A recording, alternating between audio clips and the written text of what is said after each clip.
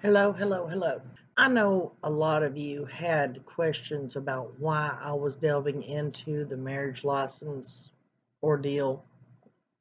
Guys, go subscribe, like, share the video if you'd like to. Ring the bell so you're notified when I put new ones out, okay?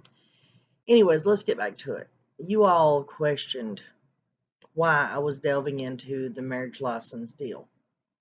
And a lot of you had smart comments about the fact that I didn't believe that they were really married.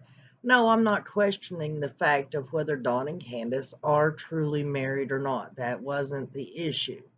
My only issue was that in my experience, living in the state of Tennessee most of all my life, I have never known of a legal document to be altered.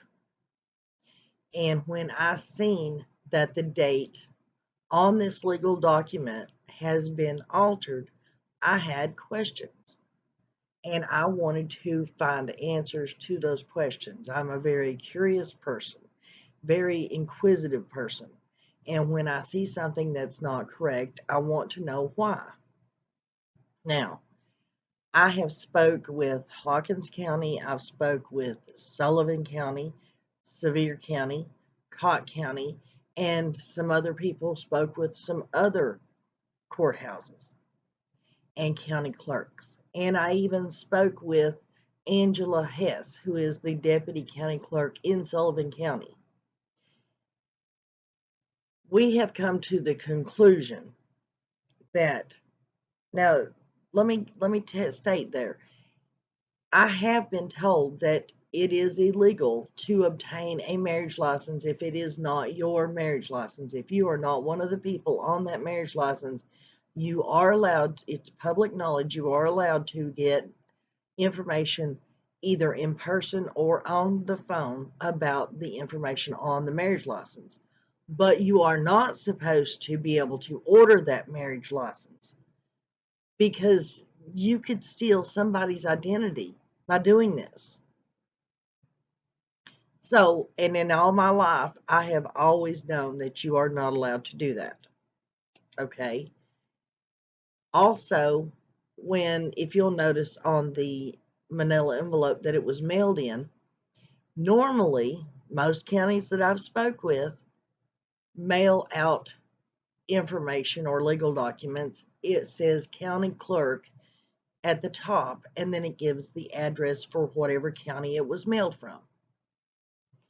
Well, in this case, it gives Teresa Jacobs as the return name on the address, which was odd. And most of the court clerks that I've spoke with says that is very odd. It should say the county clerk's office and then give the address. And in my opinion, that struck me as odd myself. But getting to the punchline, guys, with all the research I've done and all the oddities and discrepancies about all these different courthouses and the way their county clerk's office works, evidently technology has taken over. It is not the human error that I thought it was. Normally, when you go to a courthouse and you request a copy of your marriage license or a copy of any legal document, you get a copy of the original document and how it was printed the day you received it. Now go check your own marriage license. On there, it will state that you were married on a such and such date and the date that it was entered into the books, registered. And normally, in years past, that date would have shown up as within 30 days of the marriage. Well, with computers, evidently, this is what I keep being told. When they print up a marriage license now or a copy of the marriage license, you no longer get a copy of the original document. Because for it to be a copy of the original document, it would be an exact copy. Well, now computers, when they print up the document, it changes the filing date of the marriage license. Odd? I think so. But evidently that's what's happening.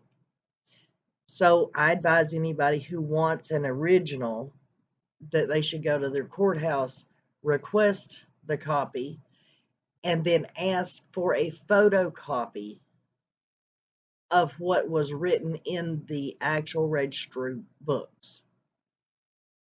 Get a copy of that page, because otherwise you're not going to have, say I wanted to do a family tree and I wanted an original document of my marriage license. If I go print it up now, it's going to give it as the 21st day of September 2022 as the day that it was registered in the books. And that's just not right. That's not accurate. I want an original copy of the original date that it was registered. And for me, that would have been many, many moons ago, but it would have been within 30 days of my marriage. And to me, that I'm sorry, I just happen to think that it's wrong that people are making the error by allowing computers to alter original documents, alter marriage certificates, alter, I mean, what's going to happen next, guys? You're going to order a birth certificate and it's going to say you were born, this morning of the 16th of January or whatever, and then it's going to say that they didn't register your birth until 2022. Sounds odd, but as I've said a million times before, I will admit when I'm wrong. And not that I was wrong, because I've had many clerks tell me many different things, but a lot of them do agree with me. But in the end, it is how the computers are printing up original documents now. They have been altered, they will be altered, and evidently there's nothing that we can do about it. Still haven't figured out why it has Teresa Jacobs' name, personal name on there, but evidently that's how Sullivan County does it. I was never questioning the fact of whether Dawn and Candace were actually married. I was questioning whether or not this actual picture of this marriage license was a valid picture of a real marriage license that had not been altered. And I'm not making any accusations about anybody specifically altering anything. I was just saying that I thought there may have been human error when this was printed up and sent out. And evidently it wasn't human error, it was computer error. Or I don't guess they consider it an error, seeing how it does it every time now. So in saying that, I was incorrect about there being a human error when it comes to this marriage license. Dawn and Candace were married, and that's just the way the cookie crumbles, I guess. So, just putting it out there.